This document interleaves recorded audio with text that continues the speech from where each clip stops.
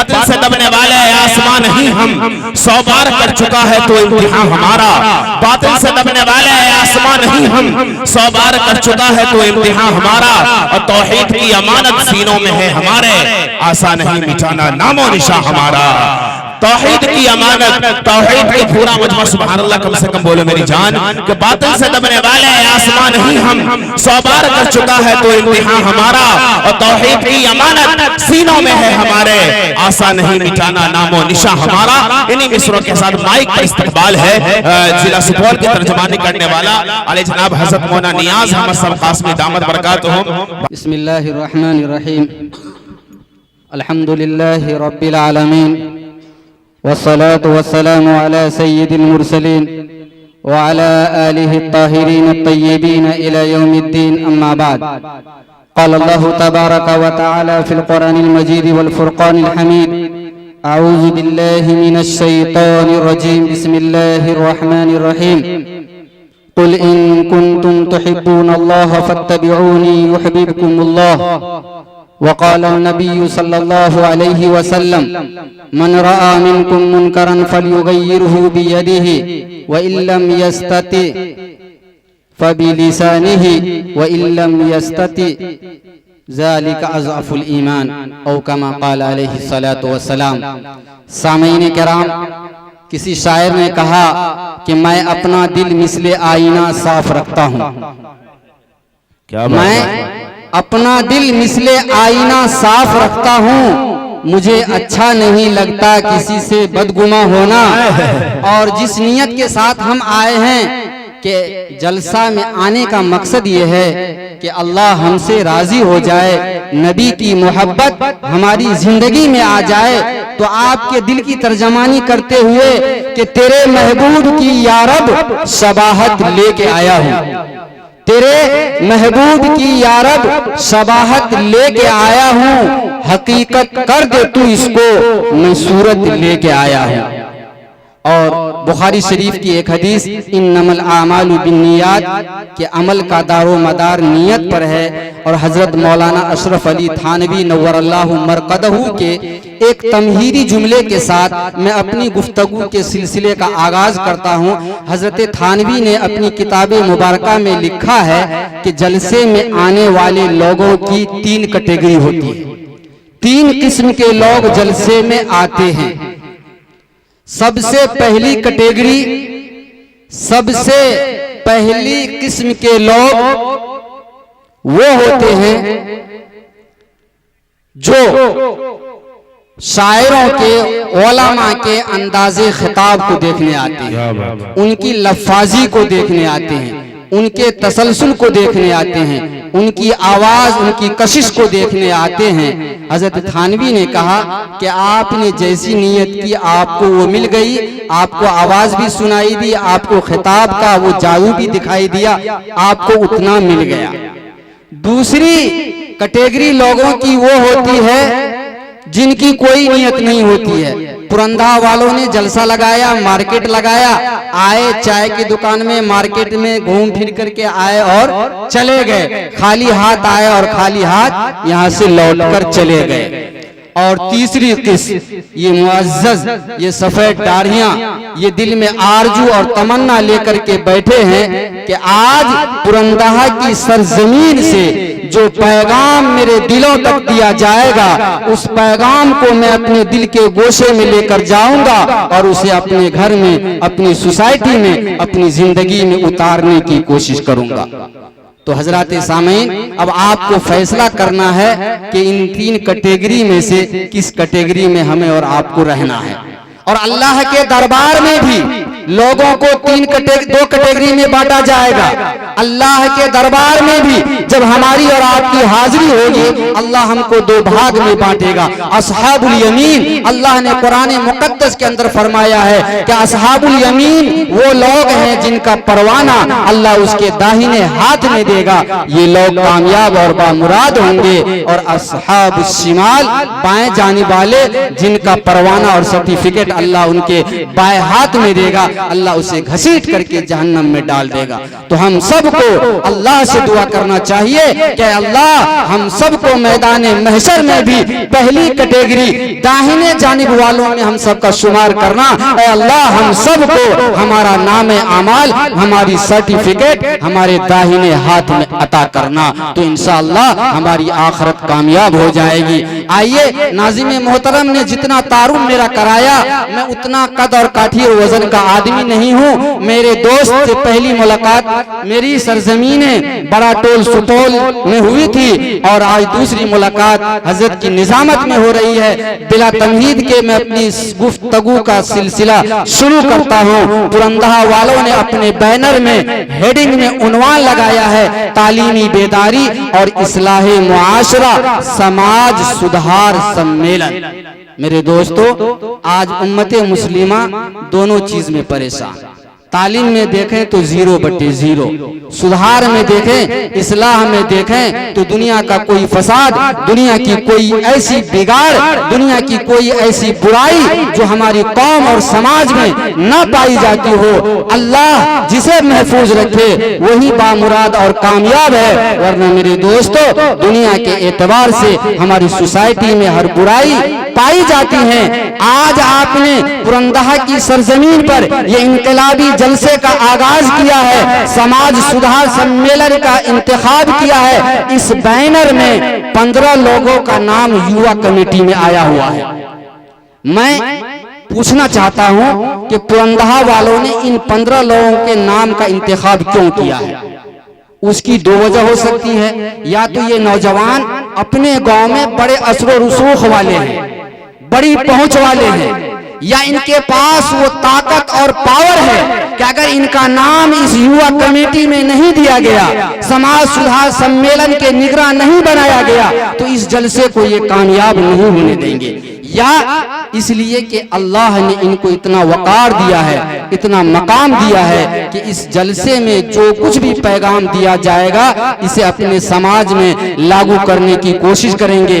मैं बड़ी जिम्मेदारी के साथ कहता हूं इन तमाम नॉमिनेट जिम्मेदारों से और जितने लोग आए हुए हैं कि आपने जिस अंदाज से इस जलसे को सजाया है, आप ठीक इसी तारीख को याद रखिए और 1 साल के बाद अपनी जिंदगी का, पुरंदहा का और लहरिया का मुहासबा कीजिए कि जिस दिन जलसा हुआ था उस दिन हमारे मुआशरे में क्या क्या खराबियां थी, क्या क्या बुराइयां थी, और जब जलसा हुआ और जलसा होने के बाद जब 1 साल मुकम्मल हुआ तो हमारे लहरिया से, पुरंदहा से किन किन बुराइयों का, किन किन फसाद का, किन किन बिगाड़ का खात्मा हुआ। अगर आपको कोई इनकलाब नजर आता है, कोई चेंजिंग नजर आती है, कोई तब्दीली नजर आती है, तो इन युवा कमेटी का जलसा कामयाब होगा। वरना मेरे दोस्तों, हजरत थानवी के जुमले में आएंगे कि हमने एक मेला लगाया, हम खाली हाथ आए और खाली हाथ चले गए।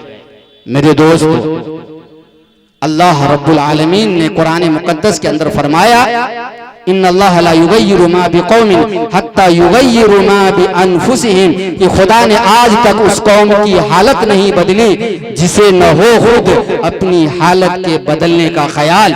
आज ये उलमा मंच से चीख चीख करके इम्तियाज रहमानी सुबह से शाम तक आपको ये कहते रह जाए, आप अपनी जिंदगी में इनकलाब लाना नहीं चाहेंगे, आप अपनी जिंदगी में तब्दीली लाना नहीं चाहेंगे, दुनिया की कोई ताकत आपको बदल नहीं सकती है, तब्दील नहीं कर सकती है। अल्लाह का दरबार खुला हुआ है, एक तरफ अबू जहल लेटा हुआ है, एक तरफ उमर फारूक लेटे हुए हैं। खाने काबा में अल्लाह के नबी सल्लल्लाहु अलैहि वसल्लम दुआ करते हैं, अल्लाहुम्मा अइज़्ज़िल इस्लाम बि उमरैन, के अल्लाह तू इस्लाम को ताकत दे दे, कुव्वत दे दे, दो उमर के जरिए से। एक उमर जिसे दुनिया उमर फारूक के नाम से जानती है, एक उमर वो है जिसे दुनिया अबू जहल के नाम से जानती है। सैयदना मोहम्मद रसूलुल्लाह सल्लल्लाहु अलैहि वसल्लम ने उमर फारूक के लिए भी दुआ किया। सैयदना हजरत मोहम्मद रसूलुल्लाह सल्लल्लाहु अलैहि वसल्लम ने अबू जहल के लिए भी दुआ की, लेकिन दुआ कबूल होती है उमर फारूक के लिए। अल्लाह ने आपको खलीफतुल मुस्लिमीन बना दिया। अल्लाह के नबी ने फरमाया लौकान आबादी नबी लकाना उमर, कि मेरे बाद अगर कोई नबी होगा तो अल्लाह उमर फारूक को नबी बनाता, और अबू जहल को अल्लाह ने रांदे दरगाह कर दिया। कयामत तक उसके गर्दन में उसके तौक को अल्लाह ने लानत के तौक को उसके गले में डाल दिया है। फैजान मोहब्बत आम तो है, इरफान मोहब्बत आम नहीं। अल्लाह अगर तौफीक न दे, इंसान के बस का काम नहीं। अल्लाह का फैज बरस रहा है, अल्लाह जिसे चाहता है नवाज देता है। शर्त यह है कि हम लेने वाले हो जाए। एक आयत की तिलावत ने हजरत उमर फारूक की जिंदगी को बदल दी। हजरत बिलाल हबशी रजी अल्लाह ताला अन्हु के दिल में अल्लाह ने जामे मोहब्बत अता किया, नबी की इताअत अता की। तो तपती रेत पर लिटा करके उन्हें कुफार मुशरिकीन सताया करते थे, और ज़बाने बिलाल से निकलता था अल्लाह एक है, अल्लाह एक है। अल्लाह ने ऐसा मकाम दिया, ऐसा मकाम दिया कि जन्नत में जब अल्लाह के नबी शबे मेराज में जाते हैं तो जन्नत में बिलाल के चलने की आवाज आती है, ऐ लोगों मोहम्मद की इताअत कर लो, अल्लाह की पैरवी कर लो। अल्लाह तुम्हारी इज्जत को, तुम्हारे वकार को आसमान की बुलंदियों पर पहुंचाएगा। नबी को जब ठुकराओगे, नबी की सुन्नत से रूगर्दानी करोगे, अल्लाह तुमको जमीन के सातों तबक में धंसा करके रख देगा। अल्लाह बेनियाज है, अल्लाह को हमारी इबादत, हमारी बंदगी की कोई जरूरत नहीं है। इबादत हम करेंगे तो फायदा हमको होगा, अल्लाह के इनाम का हकदार हम सब बनेंगे। मेरे दोस्तों, अल्लाह के नबी सल्लल्लाहु अलैहि वसल्लम ने हम सब की इस्लाह की फिक्र की। अल्लाह के नबी फरमाते हैं कि मैं तुमको देखता हूं कि जहन्नम के गड्ढे के किनारे खड़े हो, और मैं तुम्हारे दामन को पकड़ पकड़ करके, तुम्हारे कुर्ते को पकड़ पकड़ करके मैं तुमको जहन्नम से खींच खींच करके जन्नत की तरफ ले जा रहा हूं। जिस तरह एक सम्मा परवाने के ऊपर, जब परवाना एक सम्मा के ऊपर जाता है अपनी जान को निछावर करता है, इसलिए कि उसे सम्मा से मोहब्बत होती है। मेरे दोस्तों, अल्लाह के नबी को हमसे मोहब्बत है तो अल्लाह के नबी हमें जहन्नम से बचाने के लिए और जन्नत की तरफ ले जाने के लिए हम सब की फिक्र करते हैं।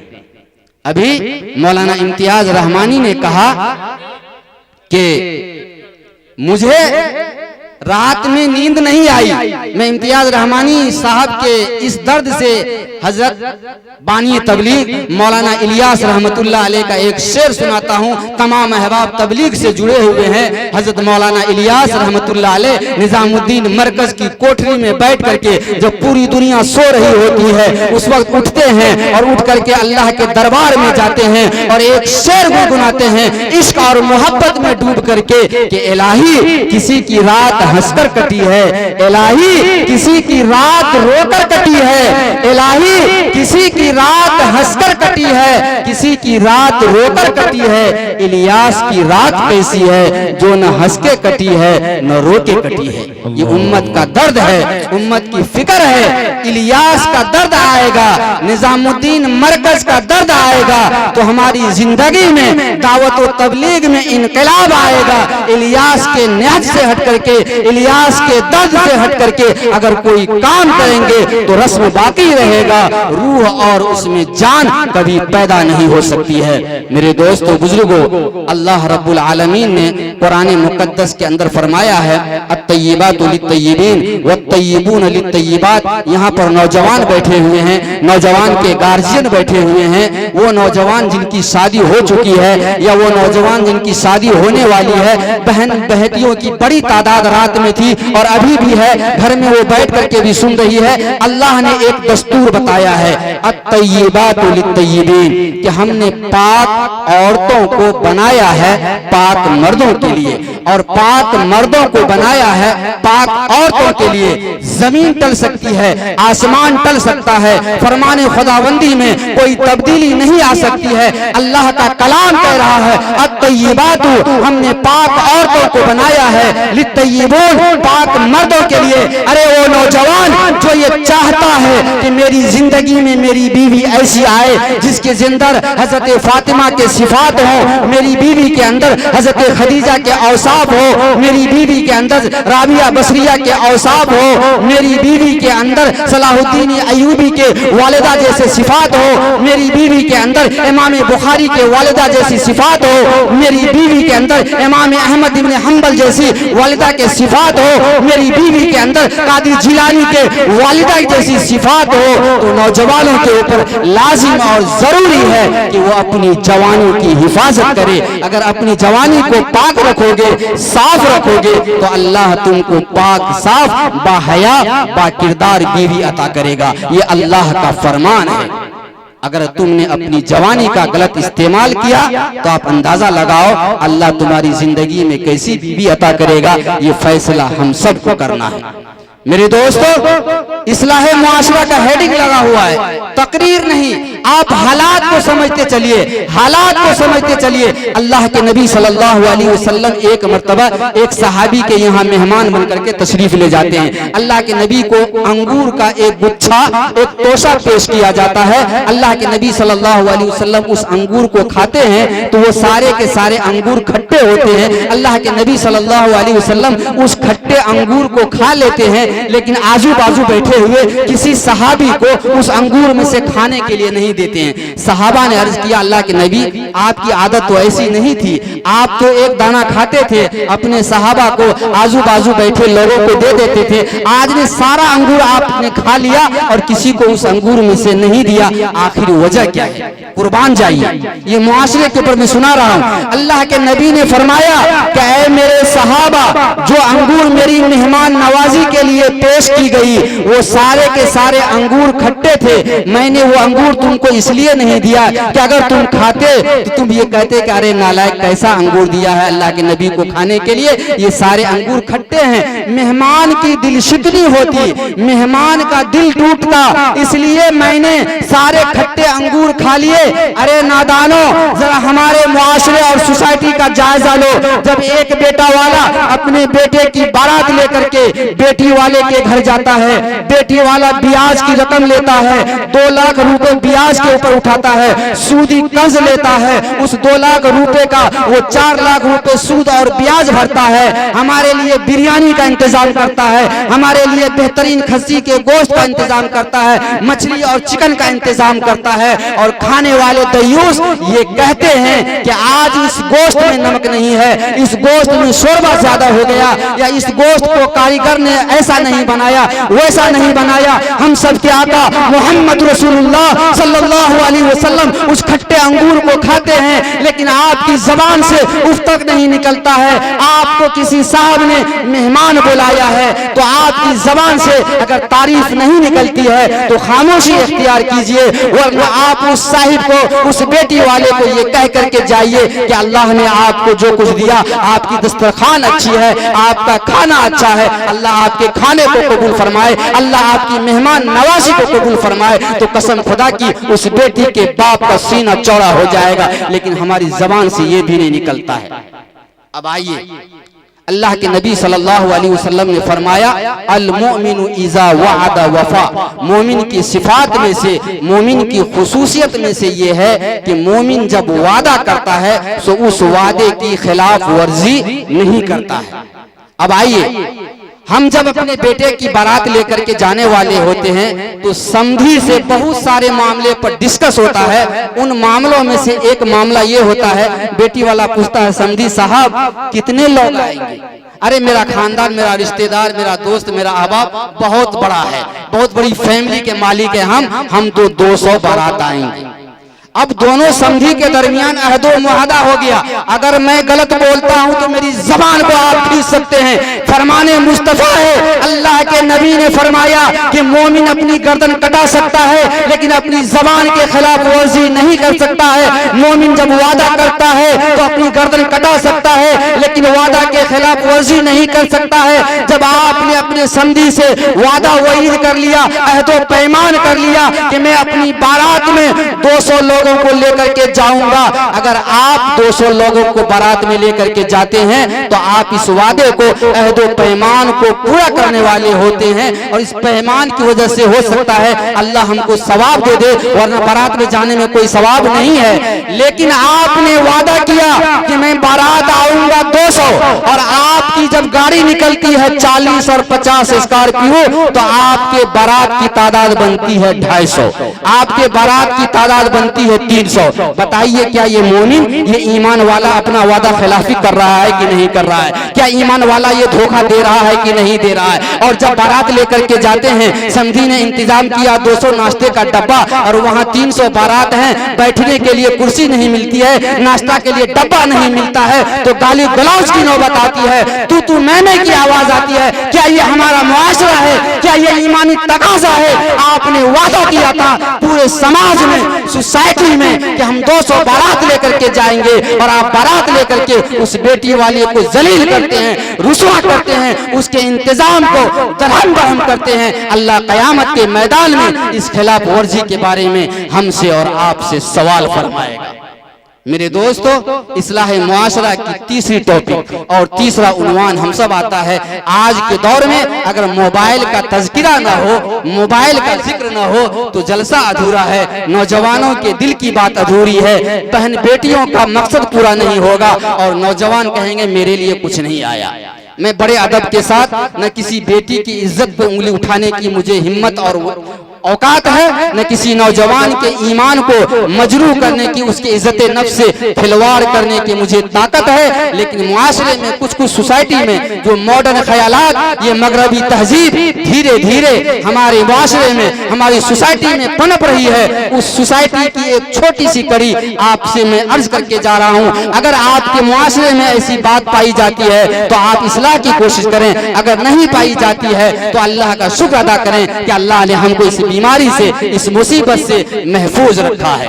मेरी माँ, मेरी बहनों, याद रखो, तुम्हारी इफ्फत, तुम्हारी पाकदामनी, तुम्हारी शर्मो हया की कसम अल्लाह ने खाई है। अल्लाह ने तुम्हारे मकाम को, तुम्हारे मर्तबे को इतना बुलंद किया है कि अल्लाह ने अगर तुम्हें माँ बनाया है, तेरे कदमों के नीचे जन्नत बनाई है। अल्लाह ने अगर तुझे बेटी बनाई है, फरमाने मुस्तफा है कि बेटियां जन्नत की सरदार, बेटियों की परवरिश पर अल्लाह ने जन्नत का इनाम रखा है। अब हमारे मॉडर्न जमाने में क्या होता है, आज के मॉडर्न नौजवान, एक बेटी और एक बेटा की सगाई तय होती है, घर देखिए मेहमानी करके सारे लोग तय करके जाते हैं और शादी की तारीख में 2 महीने का इंतजार होता है।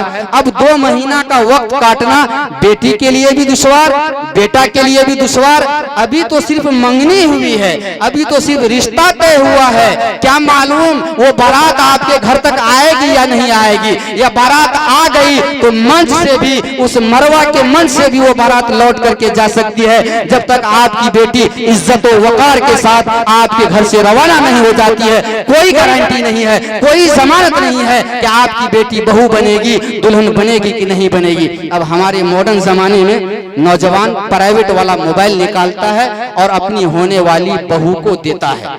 अरे गयूर मुसलमानों, अरे गयूर बाप और गयूर माँ, क्या मोहम्मद रसूलुल्लाह सल्लल्लाहु अलैहि वसल्लम की तारीख, मोहम्मद सल्लल्लाहु अलैहि वसल्लम की सुन्नत इस बात की इजाजत देती है? क्या एक गयूर, एक बाहया बाकिरदार बाप इस बात को गवारा करेगा, पसंद करेगा कि अभी बेटी की मंगनी तैयार हुई है और उसकी बेटी घंटों घंटों होने वाले अपने मंगेतर से बात करे और कहते हैं कि ये अंदर स्टैंडिंग है। मौलाना इम्तियाज साहब, ये अंडर स्टैंडिंग है। हम लोग इसलिए बात करते हैं कि ताकि हम लोगों में कुछ रब्त जब्त हो जाए, हमारा रिश्ता मजबूत हो जाए। ये अंडर स्टैंडिंग नहीं है बल्कि मिस स्टैंडिंग है। आप गलत इस्तेमाल कर रहे हैं, गलत यूज कर रहे हैं। आपका मुआशरा, हमारा नबी इस बात की बिल्कुल इजाजत नहीं देता है जब तक कि आपकी बेटी ये न कह दे कि मैं फला लड़का को कबूल करता हूँ, और जब तक कि वो लड़का ये न कह दे कि मैं फला की बेटी को कबूल करता हूँ,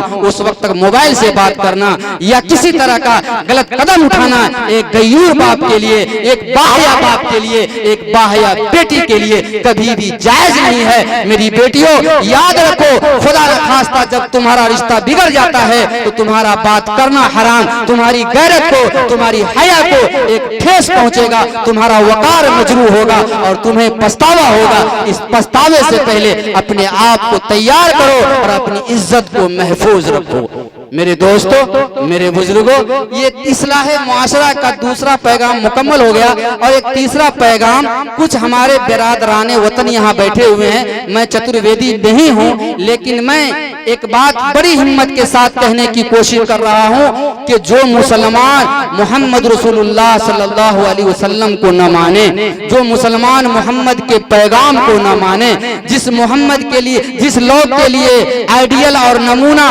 मोहम्मद सल्लल्लाहु अलैहि वसल्लम की जात अक़दस न हो, वो सच्चा और पक्का मुसलमान नहीं हो सकता। ठीक इसी तरीके से जो लोग सनातनी है, जो लोग राम को अपना गॉड मानते हैं, अपना ईश्वर मानते हैं, पुरुषोत्तम मर्यादा के कायल मानते हैं, ऐसे लोगों के लिए भी ये पैगाम दे रहा है कि अगर आप राम के उसूलों को नहीं मानते हैं, राम के औसाफ को और किरदार को अपनी जिंदगी में नहीं उतारते हैं, तो आपको सच्चा और पक्का हिंदू और सनातनी बनने का हक बिल्कुल नहीं है। आज हमारे मुआशरे में, आज हमारे सोसाइटी में हिंदू मुस्लिम में लब जिहाद करके, लब टैब कह करके मुस्लिम नौजवानों को, मुस्लिम लड़कियों को, हिंदू नौजवानों को, हिंदू लड़कियों को गुमराह किया जाता है। याद रखें, वो हिंदू लड़का जो मुस्लिम लड़की से शादी करता है वो ओरिजिनल हिंदू नहीं हो सकता, वो डुप्लीकेट हिंदू होगा। उससे जो बच्चा पैदा होगा वो बच्चा डुप्लीकेट होगा। वो मुसलमान लड़का जो हिंदू लड़की से शादी करता है, याद रखें, वो सच्चा मुसलमान नहीं हो सकता। उससे जो बच्चा पैदा होगा वो बच्चा ओरिजिनल नहीं होगा, वो बच्चा डुप्लीकेट होगा। अब फैसला करना है कि हमको ओरिजिनल मुसलमान बनना है, असली मुसलमान बनना है। हमको फैसला करना है कि हमको ओरिजिनल और असली हिंदू बनना है या डुप्लीकेट हिंदू बनना है। ये फैसला हमारे हाथ में है। मेरे दोस्तों, किताबों के अंदर लिखा है, चतुर्वेदी लोग कहते हैं कि जब सीता मैया का हरण हुआ और रावण उसको लेकर के जा रहा था तो सीता मैया रास्ते से अपनी ओढ़नी को फेंक दिया करती थी। सीता मैया ने उस रास्ते में अपनी चप्पल को डाल दिया था, सीता मैया ने अपने कंगन को डाल दिया था, सीता मैया ने मुख्तलिफ किस्म की अलामत को डाल दिया था ताकि ढूंढने वाले जब हमें आएंगे तो इन निशानियों को देख करके मुझ तक पहुंचने की कोशिश करेंगे। मेरे दोस्तों, जब ढूंढने वाले रास्ते में गए तो कहीं आपको चप्पल दिखाई दिया, जब ढूंढने वाले रास्ते में गए तो कहीं आपको दुपट्टा दिखाई दिया, ढूंढने वाले गए तो कहीं कोई और सामान दिखाई दिया। जाते जाते जाते जाते रास्ते में करीब में आपको सीता मैया की एक नकमुन्नी और नथिया दिखाई देती है। लक्ष्मण जी से लोगों ने पूछा कि बताओ ये नथिया किसका है। सनातनी भाइयों, मैं आपके हवाले से कह रहा हूँ, सीता मैया का ये पैगाम है। हिंदू धर्म की तमाम बेटियों से, तमाम बहनों से ये पैगाम दिया जा रहा है कि सीता मैया ने रावण के चुंगल में जाने के बावजूद भी, रावण जैसे दरिंदे के चुंगल में जाने के बावजूद भी अपने हया को, अपने किरदार को, अपने औसाफ को इतना मजबूत किया, इतना मजबूत किया कि रावण की भी हिम्मत नहीं हुई कि आपके जिस्म को हाथ लगा दे। ये दरिंदे चौराहों पर, चौकों पर बैठ करके आपकी इज्जत को, आपके नामोश के खिलवाड़ करने के लिए बैठे हुए हैं। वो सच्ची खातून नहीं हो सकती है जिसकी जिंदगी में सीता का पैगाम नहीं हो, राम का पैगाम नहीं हो। जब लक्ष्मण जी से पूछा गया कि ये नथिया किसका है तो लक्ष्मण ने बड़े अदब और एहतराम के साथ कहा कि इस नथिया को मैं बिल्कुल नहीं पहचानता हूँ। वजह यह है कि पूरी जिंदगी में मैंने कभी भी अपनी भाभी सीता मैया के चेहरे को नहीं देखा कि ईश्वर ने, अल्लाह ने आपके चेहरे को कैसा बनाया था। इतना पर्दे का एहतमाम था। अरे मेरी हिंदू माँ और बहनों, क्या तुम्हारे लिए आइडियल सीता का किरदार नहीं है? क्या तुम्हारे लिए आइडियल सीता की जात नहीं है? क्या तुम्हारे लिए आइडियल राम जी का नमूना नहीं है? अगर नहीं है तो तुम्हें सच्चा और पक्का हिंदू कहलाने का हक बिल्कुल नहीं है। इस औसाफ और किरदार के साथ अगर हम अपनी जिंदगी को गुजारेंगे तो इंशाअल्लाह हमारे समाज में सुधार आएगा, हमारे समाज में इनकलाब आएगा, भाईचारा इस मुल्क में कायम रहेगा। हर आदमी मिलजुल करके अपनी जिंदगी को गुजारेंगे। और आखिर में यही बात कह करके ये नाचीज रुखसत हो रहा है कि मेरे दोस्तों, मेरे बुजुर्गों, आप जब यहाँ से जाएं, कहा कि हाजी लोग, बस मेरी बात पूरी हो रही, हाजी लोग जब हज करने जाते हैं तो कहा कि हमारा हज कबूल हुआ कि नहीं हुआ, उसकी क्या अलामत है? तो उलमा ने लिखा है, अहादीस की किताबों में लिखा है कि आप हुज्जाज किराम अपनी जिंदगी का मुहासबा कीजिए कि जब आप हज पे नहीं गए थे तो आपको नमाज छोड़ने की आदत थी, जब आप हज पे नहीं गए थे तो आपको झूठ बोलने की आदत थी, जब आप हज पे नहीं गए थे तो पड़ोसी के आली को छांट छांट कर अपना खेत बनाने की आदत थी, जब आपके सामने किसी का कर्ज आता था तो उस कर्ज को हड़पने की, जमीन को दबाने की आदत थी। ये तमाम बुराइयां आपकी जिंदगी में पाई जाती थी। अल्लाह ने जब आपके माल को कबूल किया, अल्लाह ने आपकी नियत को कबूल किया, आपके इखलास को कबूल किया, तो खाने काबा की ज़ियारत करवाई। अल्लाह ने रोज़े मुक़द्दसा पर आपको हाज़िरी का मौका दिया। जब उस दियारे मुक़द्दस से लौट करके पुरंदहा की सरजमीन पर आते हैं, अपने घरों में आते हैं, तो आपकी जिंदगी में नमाज भी आ गई, आपकी जिंदगी से झूठ भी निकल गया, आपकी जिंदगी में भाईचारा आ गया, आपकी जिंदगी में सिला रहमी आ गई। तो आप शुक्र मानिए कि अल्लाह ने आपके हज को कबूल कर लिया, आपकी जिंदगी में इनकलाब आ गया, आपकी जिंदगी में चेंजिंग आ गया, आपकी जिंदगी में तब्दीली आ गई। तो अल्लाह ने आपके हज को कबूल कर लिया। आपने इस्लाह मुआशरा के जलसे में शिरकत की, आपने चतुर्वेदी को सुना, आपने शायरों के दिल लुभावन अकल जज्बात और मोहब्बत से लबरेज शायरी को सुनी, बेहतरीन निजामत को सुनी। और यहाँ से जाने के बाद आपकी जिंदगी में, आपके घर में, आपके सोसाइटी में जब इनकलाब आता है, तब्दीली आती है, चेंजिंग आती है, तो अल्लाह ने आपके आने को कबूल किया, अल्लाह आपके बैठने को कबूल कर लिया। अगर कोई तब्दीली नहीं आती है तो सोचना और मुहासबे की जरूरत है। अल्लाह पाक हम सबको अमल के लिए, अपनी जिंदगी में इनकलाब के लिए कबूल फरमाए। वमा तौफीक इल्ला बिल्लाह वमा अलैना इल्लल बलाग।